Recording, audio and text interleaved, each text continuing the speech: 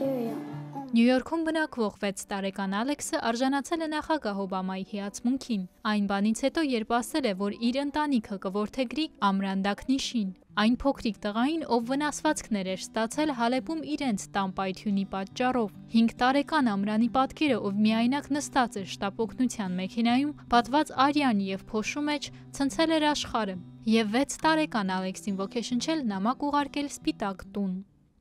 Dear President Obama, Սիրելի նախագահ Օբամա, հիշում եք այն տղային, ում շտապօգնությունը տարավ Սիրիայում։ Կարող եք գտնել նրան և բերել մեր տուն։ Կարող եք մեքենան կանգնեցնել հենց մեր տան դիմաց։ Մենք կսպասենք ձեզ տրոշներով և ծաղիկներով։ Մենք կդառնանք նրա ընտանիքը, նա էլ մեր եղբայրը։ Ես և իմ քույր Քաթրինը նրա համար թիթեռներ կպատրաստենք։ Իմ դպրոցում ես մի ընկեր ունեմ, ով նույնպես Սիրիայից է։ Նրա անունը Օմար է։ Ես կծանոթացնեմ նրան Օմարի հետ, և մենք կխաղանք միասին։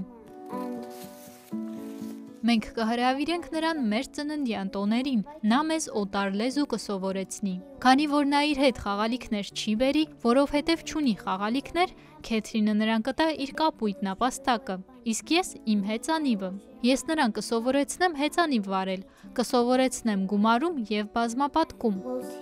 I will teach him addition and subtraction. Բարակ Օբամային այնքան էին հուզել այս տողերը, որ նա այն կարդացել էր ՄԱԿ-ում իր ելույթի ժամանակ։ Աշխարհի առաջնորդների դիմաց Ալեքսի նամակը կարդալուց հետո նա ասել էր, որ մարդկությունը դեռ շատ բան ունի սովորելու փոքր երեխայից, ով դեռ չգիտի, թե ինչ է անտարբերությունն ու կասկածամտությունը, և մյուսների հանդեպ միայն մարդասիրություն է ցուցաբերում։ Միջազգային շրջագայությունից հետո Բարակ Օբաման Սպիտակ տուն է հրավիրել Ալեքսին և նրա ընտանիքին, անձամբ նրանց հետ ծանոթանալու համար։ Նա տղային ասել է, որ ինքն այնքան էր հավանել նամակը, որ այն ընթերցել է բոլորի առջև, և որ ինքը հույս ունի, որ Ալեքսի գթասրտությունն ու բարությունը մյուսների համար օրինակ կծառայի։ Ստելլա Գրիգորյան, Ամերիկայի ձայն, Վաշինգտոն։ Think the same way. So I was very proud of it.